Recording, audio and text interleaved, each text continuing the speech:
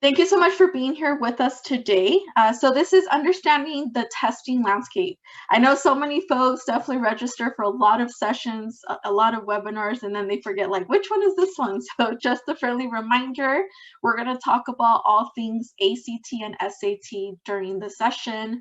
And with that said, just a quick reminder, we will be recording and archiving this session. And before we get started, I do want to go over some digital community guidelines for everyone. I just mentioned this, but kindly, please, we ask to mute your sound and just keep cameras off just for recording purposes. And feel free to use the chat box to share any relevant comments or thoughts that you may have. And we definitely encourage questions, thoughts to simply create a collaborative and respectful environment. And you're probably thinking like, who is this person that's talking to us? So I always like to tease, my name is Denise Hoved. That picture is definitely pre-pandemic. This is me now in 2021. So thank you so much for just being here. And, you know, I am with the TGR Foundation, a Tiger Woods charity, and I am the senior manager of programs where I definitely work with students in the college admissions process and financial aid process, specifically for under-resourced students. So thank you all for joining us. And without further ado, I definitely want to introduce our guest speaker for today. So this is Dr. Jennifer Winward. She earned her PhD with a dual emphasis in neuroscience and developmental neuropsychology from University of California, San Diego. She's a member of Phi Beta Kappa and graduated summa cum laude with highest distinction honors. She is a distinguished teaching professor at UCSD, renowned 20-year veteran of high school tutoring, and the founder and CEO of Winward Academy. So at this time, I'm going to definitely turn it over to Dr. Winward, and she's going to share her expertise. She has so much great information, and Dr. Winward, I will definitely chime in whenever I see some awesome questions that we have from folks. And if anyone has any curiosities, we will be saving some time at the end to answer some top 3 questions that we received on the Eventbrite registration. So just wanted to put that out there. So I'm going to turn it over to you, Dr. Winward. Sounds great. Thank you so much, Denise, for the introduction. Welcome, everybody. I'm so excited to be here and to connect with all of you today, and we will go ahead and jump right in. So here's an agenda for today. So the thought was to kind of review, what has happened with the college application process. And so in that part of the presentation, I'm going to share some data with you in terms of what we know from early admissions, right? Because those decisions came in December. Second, we'll focus more specifically on the ACT, the SAT, the AP exams, kind of what is happening there. And then lastly, we'll talk about emerging trends for current juniors, right, class of 2022 and beyond. So we'll go ahead and get started. So first thing, let's just do kind of a quick recap of what we saw in the past year. So for the class of 2020, there were 4 million students who had taken the SAT and ACT.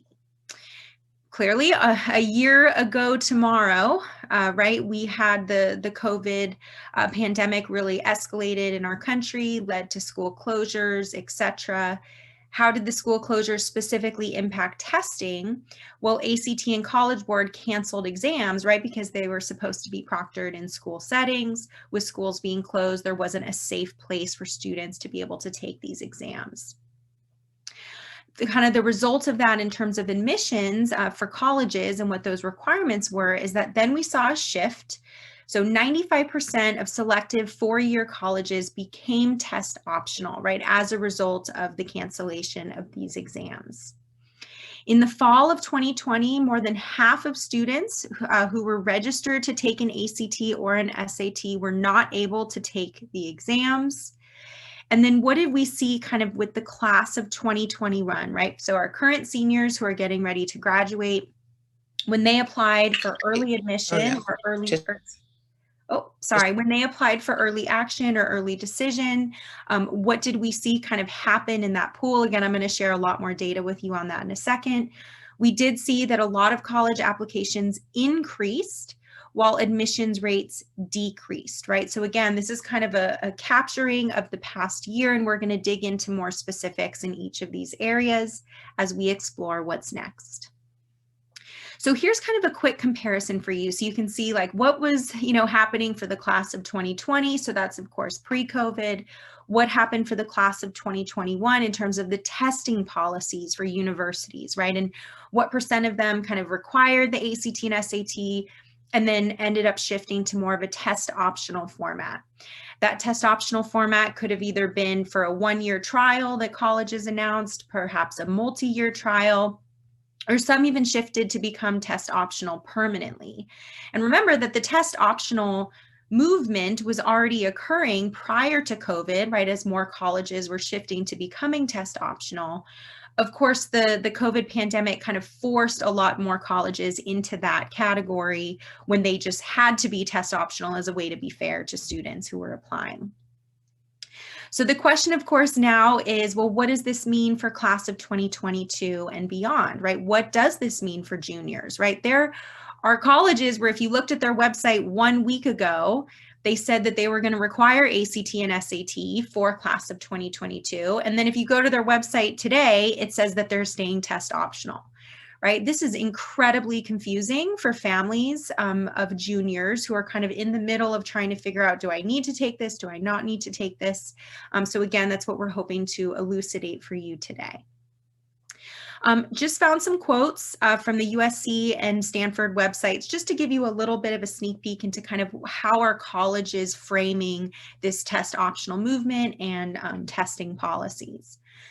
So what you'll notice, right, at USC, they're basically saying for this 2-year period, so for students in class of 2021 and 2022, they're going to kind of continue to review the impact of shifting to a test optional format and then decide by spring 2023, what is their long-term position going to be with standardized testing, right? So we have some colleges like SC that are in this stage of, hey, we're going to be test optional for now, and then we're going to assess once we better understand how that impacts our admissions process. Then Stanford, right, on its website, basically saying to people, hey, if you've taken this test, if you feel like it's a positive reflection of how you are prepared academically for our institution, then they are welcoming for students to self-report their scores. Then on the other hand, they're saying, hey, if you don't submit scores, we're not going to hold it against you, right? You're not going to be at a disadvantage if you don't report them, but if you do report them, it can just be an additional part of your application that we'll consider that will reflect that you are strong academically. Here's a very small list, just some shout out to names to some schools that have announced thus far that they are going to remain test optional. There are over 1,000 schools on this list that are staying test optional. I just kind of pulled out some of the names that would likely be more recognizable for you. I would say that once Harvard announced a couple weeks ago that Harvard was going to stay test optional for current juniors for class of 2022, you tend to see kind of after institutions like that make those types of decisions, they can sometimes trickle down to more institutions. So it has even been just in the past few weeks that we've seen an increasing number of colleges announcing that they're going to stay test optional for current juniors. I did want to pause for a second and cover the UC schools because the UC schools have been confusing a lot of students and a lot of families and a lot of educators around their testing policy. So basically what happened is before COVID, years before COVID hit, the UCs kind of decided to launch an internal investigation to try to figure out if they wanted to keep the ACT and SAT. They released a decision that said that they had this 5-year plan. They announced this decision in early 2020 that their 5-year plan was that for the first 2 years of that 5-year plan, they wanted to be test optional. For the next 2 years, they were going to shift to be test blind, right? The difference there is that test optional means that if you have scores, you can include them and they'll consider them. If you don't have scores, you're not required to put them in your application. Test blind is different. Test blind means if you put a score, they're not even going to look at it, right? So if you took the ACT or SAT, put it on your application, they wouldn't even consider it when you apply. And then kind of their grand plan for year 5 was that they were actually going to be rolling out their own test. So not the ACT, not the SAT, but a test for admissions that the UC schools would write for themselves and would proctor to students themselves. Like they would basically become a testing institution like SAT and ACT with their own exam. Now, what happened is this was kind of the plan going into applications that students were submitting last November. And there was a lawsuit filed by some students who had learning disabilities who were concerned that even in this test optional environment, they wanted to be able to take the exams, but because of COVID, they weren't able to take the exams with the proper accommodations guaranteed to them under the Americans with Disabilities Act.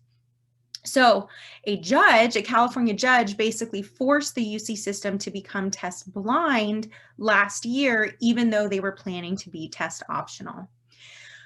So that's a little bit of history just to, again, make sure that you're informed about kind of everything that happened. But right now, kind of the way that the UC system sits is that if you submit test scores as part of your application, they are using test scores to determine eligibility for the statewide admissions guarantee. They're using test scores as a way for students to fulfill minimum requirements to be eligible. And then, of course, as well to kind of determine placement into courses after enrolling. Now, what did we see in terms of trends for early acceptance applications, right? So early action and early decision. So in this graph, and again, I realize that this graph is just capturing Ivy League schools, but those are, I wanted to kind of show what do we kind of see as a trend at that kind of upper level of the most competitive schools. So the blue, this is going to indicate the class of 2020 and then class of 2021, right? But of course, it's the class of 2021 that was impacted by schools shifting to becoming test optional. So the lighter colors reflect how many people applied. Darker colors reflect how many people were admitted. Now, what you're likely recognizing is that for the class of 2021, so the green bar, we saw increases in the number of people who were applying. However, the number of people who were accepted is kind of staying pretty constant. So what does that mean, right? Well, that means that if more people are applying and they're accepting the same number of people, then their percentage of students they're accepting is going down, right? So we did see that one impact of this test optional shift is that these more competitive schools have seen huge increases in their applications, but they're still admitting the same number of students. Now, one thing that's causing a lot of confusion for families and educators that I want to just kind of review is people are panicking because they're hearing that average SAT scores at top colleges are increasing. So people are already feeling pressure. Do I even need to take this test? And then they hear that the average scores for students who are being admitted, that it's actually shifting to being a higher number. So before you panic and think, wow, that means that the students who are getting in are, scoring even higher on their exams, I want to make sure you understand how that average is calculated and why we're seeing that shift. So what I'm showing you right now is the breakdown for Harvard's students they've accepted in the past. So this box in the middle represents the middle 50% of students. So the middle 50% of students accepted had between a 1460 and a 1570 on the SAT. 25% of students had above a 1570, so between 1570 and 1600. And then 25% of students were under that 1460 mark, most of whom were kind of in between a 1200 and a 1460, but Harvard has accepted students who have a 1000 or an 1100 on the SAT. So when you look at something like this and you're like, these numbers are so high, how is it possible that we could ever see a shift that these numbers could ever get higher? Well, the answer is that the students who perhaps have SAT scores that are a little bit lower than that kind of middle 50% range are not reporting their scores on their applications. So if you take away these students who were still accepted in the past, right, 25% of students who were accepted were in this other range, but if they're not reporting their scores anymore, then if you take those out of the pool and you're just including these scores, that is why we're seeing this shift for the average to increase. So what I want to share, right, to hopefully assuage some of your concerns, if you start to hear like, how is that possible that's, you know, the scores are even getting higher, it's not necessarily true that that they wouldn't still accept students in this other range. It's just that students in that range are no longer reporting their scores. Now, what did we see in terms of changing demographics of students who were accepted? So again, these data that I'm sharing with you are for students who were accepted to Harvard's restricted early action class of 2021. So we did see big increases in the number of students who were first generation, the number of students who were eligible for Pell Grants, and the number of students who were eligible to receive financial aid through Harvard. In terms of ethnicity shifts, we saw an increase in students who were accepted who were African American, and then we see decreases in the number of students who were accepted who were Asian American, Latinx, and white, and then kind of a flat level for students who are Native American and Native Hawaiian. Now, what about UCLA? So UCLA is the most popular college to apply to, right? They receive more applications than any other university in the world. And what happened last year with applications, and again, the data I'm sharing with you are just for how many people applied. We don't yet know anything about the students who have been accepted. But we did see big increases in the number of students who applied to UCLA. UCLA received the largest number of applications in its history, with a steep increase, right, in freshman applications and in transfer applications. And what you'll see is that, again, we have an overall increase of 28%, right? So going from 109,000 applications to 139,000 applications for them to consider for their class. And then we do see a big jump in the number of African American students and the number of Latinx students who applied to UCLA. Now, why would a college be test optional, right? Sometimes it's good to just understand, well, what are some of the benefits for them? So in general, what we see with colleges that become test optional is we tend to see a shift in more diversity of the students they accept. As we just chatted about, we also tend to see increases in the number of applications that they receive. What is the impact of that? Well, now their acceptance rate is lower and they can oftentimes make more money, right? Because when people are applying and there's a fee to apply, we do see that colleges can also garner a bit more income from this process when they're test optional. As I just kind of broke down for you in that box plot with the Harvard data, we tend to see an increase in average SAT and ACT scores for colleges that are test optional, because again, the students with higher scores tend to be the ones who report their scores.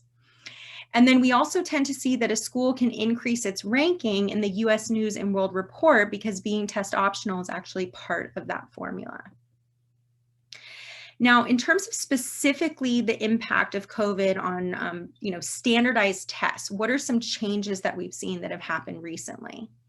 So if you talk to students who applied to college, 2 years ago, they would have had the option between the ACT and SAT, right? These are both 4-hour exams. They test foundations in grammar, math, and reading. They both had an optional essay. Then students would have had the option to also take subject tests that are also administered by College Board. So those tests were shorter. They were an hour each, and they were actually on a specific topic of something you learn in school, like US history, like physics, like biology, etc. Now, College Board recently made 2 very big announcements that they are no longer going to offer the essay on the SAT, and they are no longer going to offer SAT subject tests. Now, before, SAT subject tests were particularly useful for students who were applying to pre-med programs or pre-engineering programs that typically required students to have a math and a science subject test. Given this change, right, if College Board doesn't offer these tests, clearly colleges can't ask for scores because it's not possible. So what we're likely going to see is that, again, some of those pre-med or engineering programs are going to have to find other ways that they try to assess students' performance specifically in math and science. So if you were previously concerned about needing to take subject tests, that's off the table because College Board after June is not even going to offer them anymore. So now really the decision that students are making is, do I need to take the ACT or do I need to take the SAT? Now here's a quick side-by-side comparison, right? You'll notice that for the most part, the tests are the same length. They test the same skills for students. Again, they're going to test the same grammar rules, the same math equations, and they're going to test students on their reading skills. They're scored a little bit differently, but there are a lot of concordance tables that can break down how the scores compare to each other. They're both offered 7 times a year. This is in a more typical year. One change that we did see due to COVID is that the SAT added another exam in September. ACT offered 3 extra tests in the fall, again, as a way to try to get more students to have access to take the exams. The tests are pricey, right? $55 or $52 for the SAT, plus if you take the writing on the ACT, there's an extra fee. One thing that's really important to know is that College Board offers 2 fee waivers for the SAT. ACT now offers 4 fee waivers. So they do give students the opportunity, if they qualify, they can work with their college counselor, get these fee waivers, and then they can take the exams at no cost. So what I want to do, and these questions, by the way, kind of these frequently asked questions about ACT, SAT, I could spend hours going into specifics on. So I'm going to give real kind of cursory overview answers for each of these. But in connecting with TGR Foundation, and kind of one of our plans to follow up with all of you is to go through a lot of the questions that you submitted on Eventbrite, and actually kind of write out a resource guide or an FAQ for those questions. So we can also include a little bit more detail about these as well. But just as a quick overview, how do students pick between ACT and SAT? Is there one that's preferred by colleges? And the answer is no. Colleges accept the ACT and SAT equally. So the question for students is they want to take the exam on which they're going to perform higher. So it's always a great practice that they take a diagnostic ACT, a diagnostic SAT, making sure that those are real past exams. There is an incredibly unscrupulous practice that a lot of test prep companies use, and they give free practice tests to students. And those tests are created by the company to be artificially harder so that scores look lower. So be very careful when you are taking these practice exams to try to, self-diagnose and to determine where you're starting and what you need. Make sure you are taking a real past exam. Do not take a made-up exam by a company. Next, how are they different? Which one is harder? Again, I can spend hours comparing these tests to each other, but very quickly, the content on these exams is the same. The skills that students need to have to perform well, those skills are the same. They need to know the same grammar rules. They need to remember the same math from algebra, geometry, and algebra 2. And they need to have strong reading skills. They need to be able to look at a question, find an answer in a passage, read a figure or a table or a diagram, and extract information to be able to answer questions. So the content is not different, but they are structured a little bit differently. Some of the way the questions are worded is a little bit different. So again, it kind of goes back to that first question. Students need to take a practice of each one and then pick the test on which they feel more comfortable and on which they perform higher. How many practice tests do students typically take before the real one? So I'd say in general, and again, taking a practice test is great, but the more important part is that you are learning from your mistakes when you take a practice test. So whenever I have a student who takes a 4-hour practice exam, it's like, yes, I am proud of you. I know that that's great. However, the more important 4 hours are the 4 hours you're going to spend looking at every question you missed, identifying how to solve it correctly, and thinking to yourself, why did I miss this question, right? I missed this question because fill in the blank, and then take amazing notes as you review, right? Because the skills that are assessed on these exams are not just important when you're 16 or 17 years old for a 4-hour test that you're taking, right? These are skills that are critical for your confidence, for your content knowledge, for your comfort with this kind of core material that indicates that you are going to be ready for college and ready for a career, right? So we want to make sure that if you're putting in the time to review grammar rules, we want it to stick, right? We want to make sure that you really remember it, and then you're more comfortable in your English classes. You're more comfortable when you're emailing a potential employer, when you're emailing a college professor. So in terms of how many practice exams to take, this is where I really want to emphasize quality over quantity. So a big mistake that students make is that they take practice tests, and they just think that as long as they're taking a lot of tests that they're preparing, and they're not, right? This is where we need to make sure that they are building skills that are also going to serve them well in college and career. This is where we really want to encourage them, again, to what I mentioned earlier. After doing a practice test, set aside the time, look at what you missed, go through that metacognitive process to understand what you missed and why, and to put what you learned into your own words as you build a study guide or any type of resource tool or flashcards or whatever you're going to use, again, to really make sure that you're driving home that information. As I just alluded to, the biggest mistake students make is they just keep taking practice tests without allowing themselves to pause and reflect and learn in between those practice tests. So that is the most critical step for students. It's what a lot of them neglect. They just kind of take practice tests, see their score, but that's not the most important part. Again, we really want to encourage them to go through the process of reviewing and learning from their mistakes. People ask me all the time, if there was one thing I could do to boost my test scores, what would it be? And the answer is read. So I have been helping students for ACT, SAT, working with teachers and schools for over 20 years. The number one thing that I see in students who are more comfortable with these types of exams, by the way, this is an exam that's ACT, SAT, or even just exams at school, anything that has that time pressure and that high stress, they are stronger readers. They remember what they read and where they read it. So if they see a question that says, what did Jennifer have for dinner? They go, oh, I read that over here, right? And they remember the place in a passage that describes, a certain scenario, so they can quickly go back and find the answer and then continue. So if there's one thing that we can encourage, again, being a stronger reader is huge. It's a skill that students can build by being disciplined with their reading. It's just so unfortunate that teens these days are not reading as much as they used to.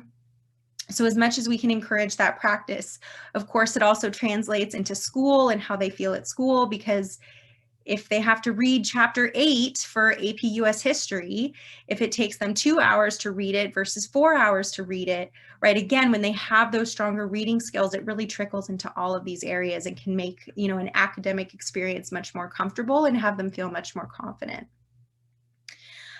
What about a super score? Is that only for SAT? So super scoring is this idea that if you take the test multiple times, when you report your scores to colleges, you can kind of cherry pick and report the scores that were the highest across different sections. So this practice, is something that a lot of colleges do accept. They accept it for both ACT and SAT. In general, again, you have to do the research on a specific college, but for the most part, the kind of larger public universities don't super score. They just want to know what's the highest score you've ever gotten on a single sitting.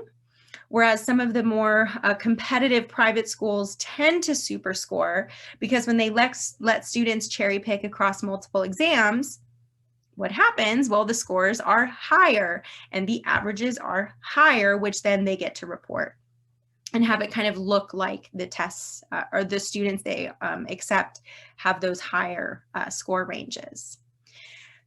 Next question is about ACT section retakes. So what was originally planned for September 2020 was that the ACT was going to start offering retakes. So what does that mean? That means the first time I take the ACT, I have to do all 4 sections: English, math, reading, science. However, on a subsequent test, I can choose if I just want to redo reading, just want to redo math, or maybe I want to show up and just do English and science again. They were no longer going to force students to have to take all 4 sections when they take the exam on a subsequent date. This was huge, right? They kind of shook up the whole industry of test taking when the ACT made this announcement, because it was incredibly student friendly.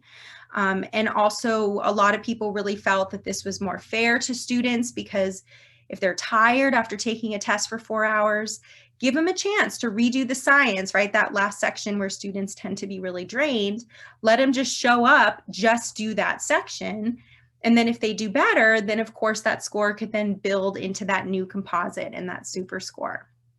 So this was supposed to start in September 2020. A couple weeks ago, ACT did announce that they're continuing to postpone this because they're just so focused on trying to have, you know, the quote unquote normal experience of just showing up and taking it in one setting, or sitting with all 4 sections. So as of right now, it's still postponed. It's definitely not going to happen for the April or May test dates. I am crossing my fingers that hopefully it'll start by September, which will have then been a 1-year delay. But again, we'll have to see what happens, and just kind of keep our ears to the ground so that we know when ACT makes that announcement. Okay, so last part of the presentation, and then we'll of course go to your questions. So what does this all mean, right? So the hope was to kind of give you lots of information, sharing data, sharing specifics, and then kind of breathe, take a step back and reflect, okay, what does this mean for me as an educator, as a student, or as a parent? So in terms of what we're going to likely see, again, we have seen and we will continue to expect to see that colleges have this uptick in applications. While that's great that they're considering more students, if they aren't accepting more students, then we are going to see acceptance rates continue to decrease as it's becoming harder to be accepted. This shift to test optional doesn't necessarily mean that students are going to stop taking the ACT and SAT, right? So in general, what we're seeing is that students who are still deciding to take the exam, it tends to be if they're applying for more competitive programs, if they're pursuing scholarships, or if they're pursuing athletics. So those are kind of the 3 groups of students we've seen in the past year who have kind of decided to continue to want to take these exams, to have them as part of a test optional application. But of course, if we see schools shift from test optional to test blind, then taking the ACT and SAT isn't going to matter because the colleges aren't even going to look at it. But in a test optional environment, the idea is if you have a score and it's strong and you feel like it reflects that you are ready for college and that it's just kind of one other part of your application, if you include it, they will consider it.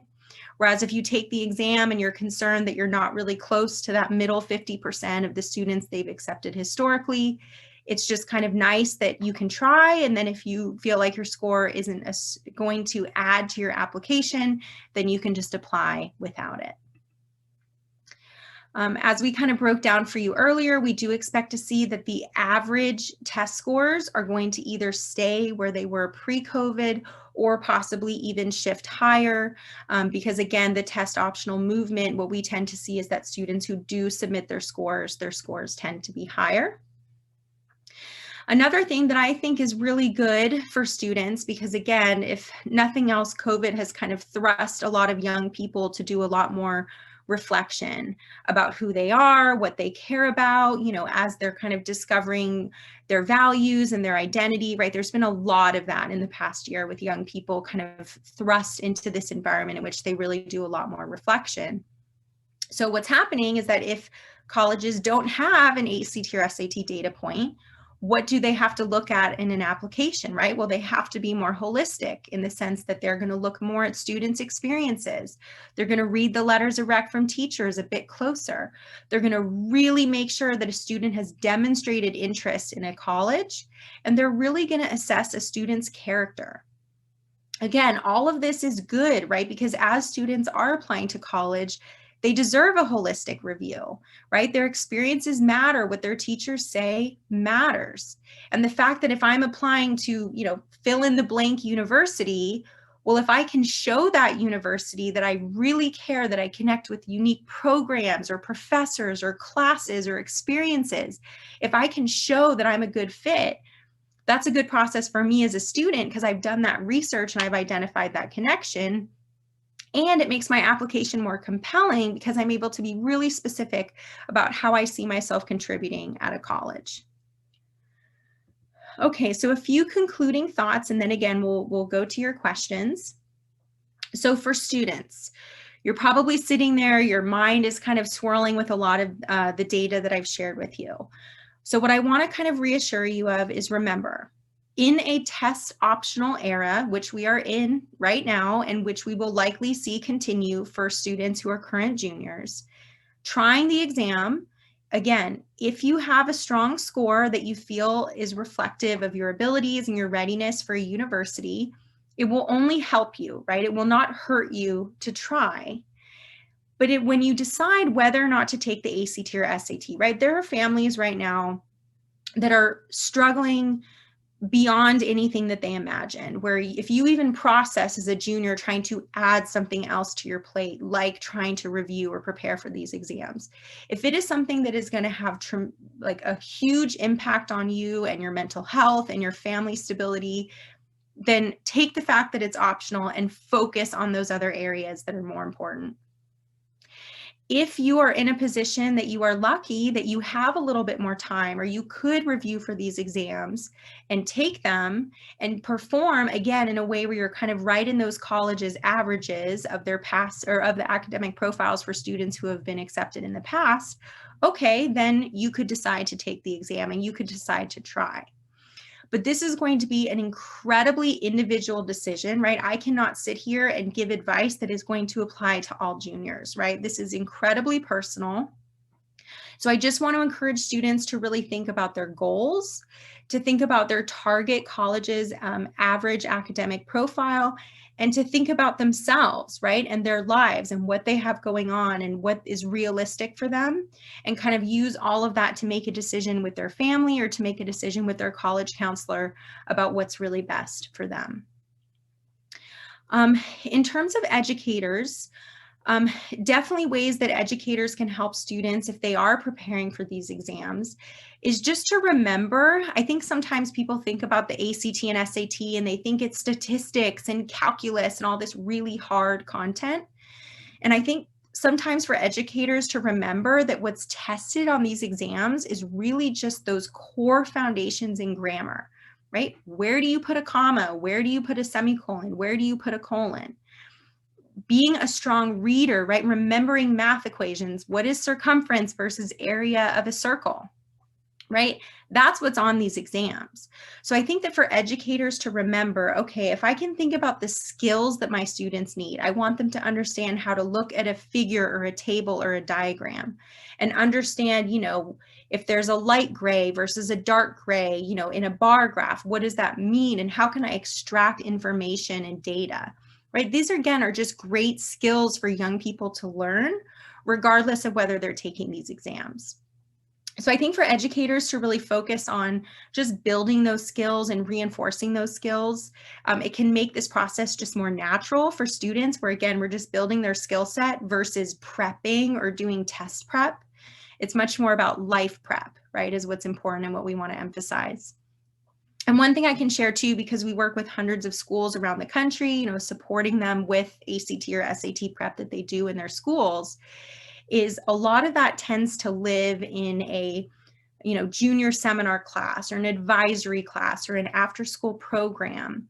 And what we've seen is that when those instructors, right, when a junior seminar instructor who's doing, you know, lessons on these areas in junior seminar class, when there's great communication among the educators about what the students are doing in junior seminar, it has a much bigger impact, right? So if I'm a junior seminar teacher and my students are reviewing apostrophes, because apostrophes are tested a lot on the ACT and SAT, well, then I should communicate with the English teachers that that's what they're learning this week, because then there are great opportunities for English teachers to emphasize an apostrophe if it, shows up in a book or a passage or something that they're reading as a class.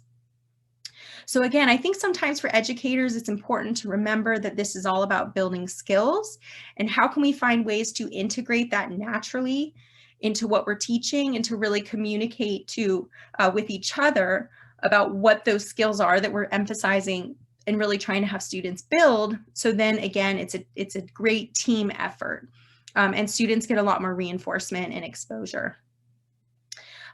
Last thing for families is, again, this has been a very tough year, right? As of tomorrow is going to be our 1-year anniversary. It was a Friday, right, when a lot of us left a high school campus or a school campus and haven't been back. So in general, just remembering how important it is to support and nurture your teen's character, sense of self, identity, values, right? That has to be a huge priority, because I promise you that when they apply to college, do we want them to have strong numbers? Do we want them to have experiences? Do we want them to kind of quote unquote check those boxes? Yes. But more important is that we want to empower them to know their voice, to know what makes them tick, to know what they connect to and what matters to them, so they can really communicate that clearly in their writing samples that they submit in their applications. So just remembering how important those other aspects are, I think can really, should really be a huge priority for people at this moment. So Denise, what I was planning to do next was to just go through the top 3 questions that were submitted in the Eventbrite. Is that okay? Or do you want us to maybe go to the chat first, or what would you prefer? You know what? Let's try to answer those 3 questions, but I definitely want to go to the chat at some point. And Sure. Jennifer, I don't know if you have time to like stay maybe 5 minutes after, but there's so much good content. And I do definitely want to address some possibly heavy topics for folks, especially about equity issues in testing and the admissions process. So let's go with the top questions, and then we can go to those. Go to the chat? Okay, that sounds great. So the first question that came up several times in the Eventbrite as you all were registering, has there been any release of data from colleges about the acceptance rate of students who don't submit a score versus those who do? So the answer is no. We have not seen a lot of those data yet. Actually, I was mentioning to Denise and her team before the presentation started that we hosted an event with Dartmouth back in December, actually on the day that they released all of their admissions for early decision. And they made a decision as an institution that they will never release this type of data, because they don't want people to know, you know, this percent of people applied with a score, this percent without a score, this is who was accepted, who wasn't accepted. They made a decision actually not to share that information publicly.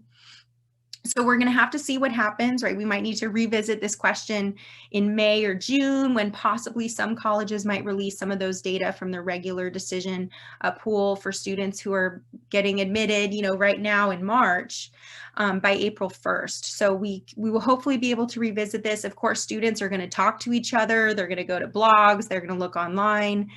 They're going to try to start digging to figure some of this out. But as of right now, we don't have a ton of information about that. Next question, I think that this gets to what Denise mentioned around, you know, equity and what are the right recommendations to be making right now, and should we be advising people to take the SAT and ACT at this moment? So Denise, you know, feel free to jump in as well if you've had specific experiences with your scholars. Yeah, absolutely. You know, I just want to give some examples, especially because I know there's folks, not just educators, but students on the call that, you know, come from under-resourced high schools, or they work with CBOs with under-resourced students. And I would say it's the same for us. You know, specifically for like the class of 2021, it was just a struggle. I mean, to acknowledge the amount of loss that, I mean, you know, testing admissions aside, there's just been so much at a human level occurring that to have students even try to concentrate on a test has really widened the disparities among our communities. So, I mean, you know, what would you say, and how can you speak on what are some action items for our under-resourced communities? And, you know, how can the advisors or counselors, how can we support the youth? And how can we also support educators to support their students? I think I just want to put that out there. Sure. Yeah, no, I think that that's really important. And, I can definitely speak to our experiences, because we support CBOs, we support after school programs, nonprofits, we support schools that, again, are trying to just get students access to tools and resources to really elevate their skills and their exposure to be able to prepare for these exams. So I think, again, if it's on an individual level that students are choosing whether or not to take this test, I think that's where they really need to reflect with their families around their family dynamic, family responsibilities, the mental health of the student, what all of these factors are. Because again, if preparing for ACT or SAT is going to potentially break someone's spirit and just be way too overwhelming, it is not worth it. Students need to focus on other things, and they have the opportunity in their application to share if they chose not to try, to take the exam or not to submit a score, if that's something that they wanted to acknowledge. When it comes to educators and what educators can do, again, for educators, if they are concerned that they want students to have an opportunity to take the test, what we have seen a lot of schools do is they've actually applied to be testing sites. So they've applied to College Board, they've applied to ACT so that they can administer these tests at their schools so that it can be safe. It can be a space just for their students. Their students naturally feel more comfortable going to their own school versus going to another, random site in the community. So that's something that educators could look into if they wanted to be able to proctor it. And then it would just be an opt-in type of thing, right? So if they have students who want to take it, they would have that chance. And if they have students who, for whom it would be too much, again, they're excused, right? It's not something that's pushed as hard as it may have been in the past. Yeah. And I just really wanted to acknowledge, folks on the call, particularly, I just think about our students and just the anxiety levels of what do we do? And I saw some comments about like, okay, so if testing is going to be optional for some schools and we're relying on demonstrated interest or we're relying on recommendations, how will that be feasible for some of our students, given that they might not have that one-on-one connection with teachers or counselors right now? And I will say, for some of the folks on here, I feel you, I see you, I understand where you're coming from, because not just myself, but so many of my colleagues, so many of our school counselors that we work with, we feel the exact same way. It's like, what do we do? And I think it'll be a very interesting time. I know some folks were asking about data, and I know this is data that's currently available. I know it will be evolving, correct, Dr. Winward? Okay, so it'll be interesting, I feel like we're all kind of clinging on to like, okay, what is this going to look like and how will we be advising students? And I think in the next couple of months, I think it'll be very telling for us. But with that said, I'm not sure if you wanted to go on to the next question or if you wanted to wrap up this question, if anything. Sure, yeah. What I would caution educators and families on as well is that, and again, this is not something I'm saying should be the case, but it's just kind of our reality at the moment, is that there are schools where it's optional to apply, but then to receive a specific scholarship, the scores are still required, or to be able to play sports, the scores are still required, right? And so sometimes there's some fine print at universities where students really have to be careful if it's something that they need or not, because again, to your point, if we're just going to create more stress at a time that's just been unbearable, that's not what we should be doing. But if there are students where taking the exams could give them another opportunity to apply to a school, or where they really feel that it's going to be something strong that they can highlight about themselves and they want the opportunity to have that, then again, in a test optional environment, they do have that choice. I think that question too kind of leads into the third one, which is, is it worth it to invest in test prep if these things are going to stay test optional? I think what I can share there is a lot of the charter schools with whom we work, in public schools, and a lot of the AVID programs we support, what we have seen them do, and again, this isn't necessarily what they wanted to do, right? But a lot of them made the decisions of, okay, we're just going to poll our students. We're going to see who wants to do this. if they do want to do it, and that might be 5% of their class, that might be half of their students, right? But just trying to see like who could do this right now without it being too much. Identify those students and then try to create opportunities for them to receive extra support, receive extra resources, to attend workshops. So those types of opportunities that we can create together for them. And then for the students for whom it was just not going to be an important thing for them to prioritize, just helping them feel like that's okay, which it is. And so I think that sometimes it's hard for educators right now because they're having both of those conversations where on the one hand, they're trying to tell students like, yeah, you want to take this, we'll help you make it happen. But then in the next breath, they're telling a student it's totally okay if you don't want to take this and if it's too much for you. So it doesn't taste good, right? Coming out of your mouth because you feel like it's inconsistent. And that's because it is, right? But it does get back to the challenge of this is our current situation, and we're all, doing our best with the information that we have. Thank you, Dr. Winward. And I definitely want to get to some of the questions that were asked in the chat box throughout the presentation. Sure. One of the questions here from Sally is the UC policy for California students only, or is this for all applicants? Yeah, it's for all applicants. So they did recently announce that it's going to be also including international students as well. Okay. And then there's another question here. The specific question is, what % of accepted kids did submit scores? Yeah, so that's again where some colleges are just not sharing those data. And I actually see one here about how it's so frustrating that colleges are not being more transparent, because how are we as counselors and people supporting youth supposed to give informed guidance if they don't release those data? So I agree. I mean, it makes it really difficult if they're choosing to kind of keep some of this private. Again, we're going to have to kind of see what happens, and if they do release more information after the regular decisions are, announced to students in the next month. But for now, it's been very hard to locate that information. Okay, thank you.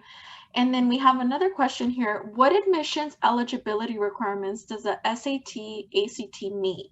Or is the UC referring to AP testing? And parentheses, I am referencing the bottom section on the slide about UC. Oh, okay. Let me try to find the question in here. Oh, I'm referencing the bottom. Oh, the admissions eligibility requirements. So the idea of ACT and SAT is that a lot of public institutions like CSUs and UCs will have kind of these minimum benchmarks. So if a student meets a certain number, like a certain score in English or a certain score in math, they can pass out of certain requirements. So they can maybe pass out of, Math 101 or English 101 or kind of whatever those earlier, more kind of GE classes, to just, again, give a student opportunity to maybe start a little bit more advanced, not have to take those remedial courses. So the idea is that they don't want to take that away from students, because it does make a difference. It does save them time. It does save them money. And so they're trying to keep that, while at the same time saying, but if you apply without a score, we'll still consider your application for admission. Thank you for that. Sure. And we're going to try to get through as many questions. There's some great questions that were also asked in my direct message. So are the testing sites still administering the SAT with the essay if a student had originally signed up for the essay, or have the tests just stopped offering it completely? So they're being offered with the essay through June. So like a student who was planning to take the SAT on Saturday, right, which this Saturday, the 13th, it's offered, or a student registered in May or June could take it with the essay. But after that, the essay just won't even be an option for people to sign up. When families are asking me right now, should I take the essay or not? The general advice I'm giving them is that if you're a really strong reader, if you're already showing up and staying for an extra 50 minutes isn't going to make or break you, and if you feel like you could do well, or if you're applying to journalism programs or English programs, okay, then go ahead and take the essay. Again, if it can be something that you think you'll do well on. If, again, it's just going to stress you out and you feel like you have to prepare for it and it's just one more thing that's heavy and stressful, you just don't need to take it. Okay, thank you. Here's another question. Isn't that the way the ACT super scores is by retaking sections? Are there schools that will cherry pick best scores from multiple ACT tests? Yes. So that retake where, again, ACT kind of for you would create a new composite by taking my, English and math from February, my reading and science from June, and then calculating a new average. Where ACT was going to do that and allow you to retake just one section or two sections, that's not available yet. But super scoring is available, but you have to take all 4 sections. So you have to show up for the whole 4 hours, take the whole thing. But if I take the test twice, so let's pretend I take the test December and February, when I apply on my college application, on my Common App, I can say the highest English I ever got was this score in December. The highest math I ever got was this score in February, right? So you can right now kind of choose, which scores to highlight if you've taken the exam multiple times. You just have to take all 4 sections every time you take it. Okay. And hopefully I didn't miss anything else, but I see another question here. The NCAA waived the requirement for 2021 applicants, but do you know if they waived it for 2022? Class of 2022. Mm-hmm. So this is where it has been so frustrating for students. And I mean, I've seen this in tennis programs, in water polo programs, and football programs, is that NCAA as an institution said, we are not going to require these tests. Then what happened is as students were talking to colleges, the coaches were saying, yeah, we know NCAA isn't requiring it, but we still want it. And we still want you to hit an X benchmark. I was even talking to a family last night, and a coach at a college told him he got a 28 on the ACT. And the coach said, well, unless you have a 30, don't even bother submitting it. You need to go take it again. Right? So there are coaches communicating certain messages to students that are in conflict with the NCAA and its policy. So again, it's one more thing that has been stressful and hard for families, is that they are trying to navigate all of this information. And again, that's why this is coming down to, it's so personal and it's so individual, and every student has to make the decision that's best for him or her. Okay. Awesome. Well, Dr. Winward, I mean, we have a ton of questions from our Eventbrite. I mean, I want to say that we got at least like 90, if not 100 questions. So I would love to see if maybe we can connect offline to see how we can get the majority of those questions answered if possible. Sure. And, we definitely want to let everyone know this data is evolving. Like, I'm learning so much myself right now. And I know that as advisors, as students, I think in the coming months, I think we'll know more. Yes. I mean, I'd like to say that I'm hopeful that it'll be good news, but I just know how much it's impacted so many of our students. And going back to what Dr. Winward said is, and I also saw something in the comments that really stood out to me, is safety first, is it necessary? And 3, is it helpful? I think that's a great way to put it. I think that was Akil that mentioned that, so thank you for doing that. And Dr. Winward, did you want to highlight maybe some of the resources that you have from your media handles and so forth? Yeah. So what we'll do is, Denise, I think what we should do is connect. We can look at Eventbrite. You said there might be 100 questions. Hopefully a lot of them repeat. I guess we can dig through them and see. But I think that what we should do, as a way to follow up and support everyone today, is put together a little, it won't be a one-pager if there are potentially 100 questions, but put together a resource guide answering those questions. And then also we can include links to, blogs that might have more information about the AP testing schedule and those types of things that are also confusing that we didn't even go over today, right? Which is that now there are 3 different ways students are going to be able to take their AP exams, and schools are having to make those decisions for students. And there is a lot. We can definitely answer the questions with the data we have now, But to your point, Denise, that's so accurate, is every day a new college is becoming test optional, or a new college is releasing information. And what we might want to do is follow up and do another one of these in maybe May or June, when we actually have data from the regular decision, where again, we can just share that, and we can do all the research so that we can just kind of share it and save everybody time, but they can still be informed about, you know, kind of what happened in that regular decision pool. Yes, absolutely. We'll definitely connect offline. And it seems like hopefully this was a helpful session for you all. And just to some closing remarks, I do want to say, you know, thank you to the TGR Foundation, you know, for hosting Dr. Winward as a guest and really providing her expertise today. If you would like any additional resources regarding college access or even STEM modules, lesson plans, and more, you can check out our website. Please note that the recording will be shared, as well as the slides will be shared with every single person that registered, and you are more than welcome to forward those resources to anybody that was not able to join the call. But with that said, we wanted to thank everyone for joining us today, and yeah, that's it. Thank you so much. Okay. Thank you, Dr. Winward, and Of we course. appreciate everyone. Thanks, everyone. Have a great day.